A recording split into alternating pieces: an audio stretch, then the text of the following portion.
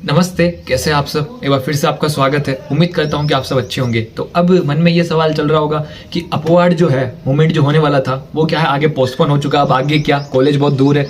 First list तो आ गई, second list, third list में नाम आएगा नहीं आएगा। तो देखो आज हम इसके ऊपर बात करते हैं। मैं ज़्यादा खींचूंगा नहीं, आपको फटाफट से समझाने की कोशिश करूंगा। तो देखो फर्स्ट लिस्ट आ चुकी है। अब सेकंड लिस्ट, थर्ड लिस्ट कब आती है? जब कॉलेज में सीटें खाली होती है, फर्स्ट लिस्ट में कोई रिपोर्टिंग नहीं करवाता या किसी और अन्य कारण से क्या है, सीट खाली बच चुकी है, तो अब विभाग उसको भरेगा तो है ना। वहाँ पे बहुत से लोगों ने काउंसलिंग करवाई होती है, जिनको नहीं मिली है तो उनके लिए भरेगा तो है। विभाग वालों को भी कॉलेज की फीस तो चाहिए है, पैसे कमानी है। तो ऐसे फिर बहुत सारी वजहों से क्या होती है, सेकेंड लिस्ट, थर्ड लिस्ट निकाली जाती है। अब सेकेंड लिस्ट, थर्ड लिस्ट में कॉलेज अलॉटमेंट किसको होता है?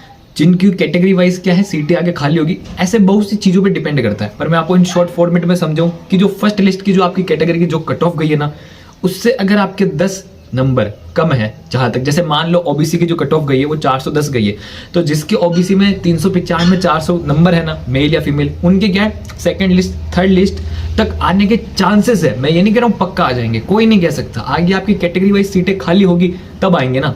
और वैसे भी आपके आगे कितने जने हो सकते हैं जो आपसे ज्यादा नंबर हो, ठीक है ना, तो उस पर डिपेंड करता है। लेकिन जैसे कि 410 कट ऑफ गई ओबीसी की, तो अगर आपके 395 से लेकर 400 तक इसके बीच में नंबर है, यहाँ तक 395 से ज्यादा नंबर है ना, 395, 395 से ज्यादा नंबर है, तो आपके चांसेस बनते हैं कि सेकंड लिस्ट या थर्ड लिस्ट में आपका नाम आ सकता है। तो ऐसे ही कैटेगरी वाइज सबके है।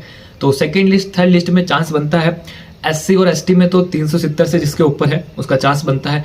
ओबीसी, जनरल, ईडब्ल्यूएस 390 से जिसके ऊपर है उसका सेकंड लिस्ट, थर्ड लिस्ट में चांस बनता है। क्या कह रहा हूं मैं, चांस बनता है, कंफर्म नहीं है कि मिल जाएगा सेकंड लिस्ट, थर्ड लिस्ट में। मैं कह रहा हूं फिर से, आप किसी से पूछ लेना पिछले साल जिनकी कट ऑफ के पास नंबर आए ना, उनको भी सेकंड लिस्ट, थर्ड लिस्ट में नहीं मिली, क्योंकि कैटेगरी वाइज होता है ना।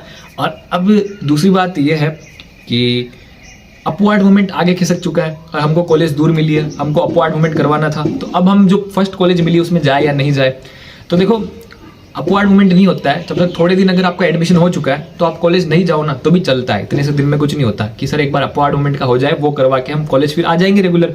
अभी हम थोड़ा इधर देख रहे हैं और फिर भी आपको कॉलेज में पता करना होगा, क्योंकि हर कॉलेज की थोड़ी बहुत इंटरनल पॉलिसी अलग होती है ना। जैसे कि आप देखोगे, अगर आप कमेंट पढ़ोगे तो किसी की टीसी मांगी जा रही है, किसी की नहीं मांगी जा रही है। कोई कॉलेज वाले गैप सर्टिफिकेट मंगा रहे हैं कि लाके दो, कोई कॉलेज वाले नहीं मंगा रहे। तो ऐसे कॉलेज वालों पर चीज़ें डिपेंड करती है।